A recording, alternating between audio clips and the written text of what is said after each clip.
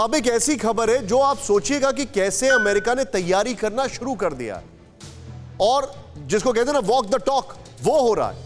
चीन की आर्थिक और सामरिक नाकेबंदी के लिए अमेरिका का बड़ा अभियान, चीन की टेक्नोलॉजी का असर खत्म करने के लिए अमेरिका की बड़ी तैयारी।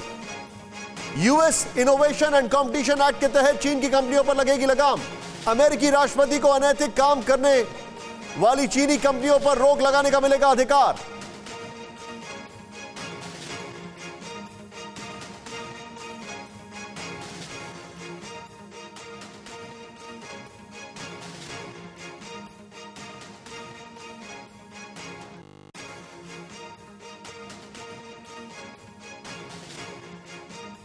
और इसके लिए $250 बिलियन का सेनेट ने बिल पास किया है। आइए जरा हम आपको दिखाएं क्या है ये मामला पूरा, जरा समझे इसको। ये बड़ा समझने वाली बात है। $250 बिलियन का बिल पास करके क्या किया गया है? आर्थिक और सामरिक मोर्चे पर चीन की नाकेबंदी, अमेरिका में चीन की टेक्नोलॉजी का असर खत्म करने के लिए कानून, जिसका बिल $250 बिलियन का बजट सैंक्शन करके न एक्सचेंज करें। US innovation and competition act नाम का बिल सेनेट ने तैयार किया है। अमेरिकन मैन्युफैक्चरिंग, टेक्नोलॉजी, रिसर्च और डेवलपमेंट पर करीब 18 लाख करोड़ रुपए का निवेश होगा।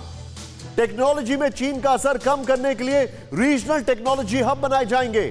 बौद्धिक संपदा चोरी करने और जबरन टेक्नोलॉजी ट्रांसफर करने वाली चीन की कंपनियों पर एक्शन होगा।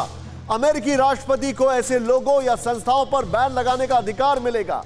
अमेरिका पर साइबर हमला करने वाले या उसका समर्थन करने वाले विदेशी संस्थानों पर बैन लगेगा। चीन पर स्वतंत्र मीडिया को समर्थन देने के लिए अमेरिका फंड देगा। यह बहुत बड़ी बात है। सिर्फ इस ग्राफिक्स के साथ एक क्विक रिएक्शन में, ये बहुत शार्प रिएक्शन लेना चाहूंगा विजय सर।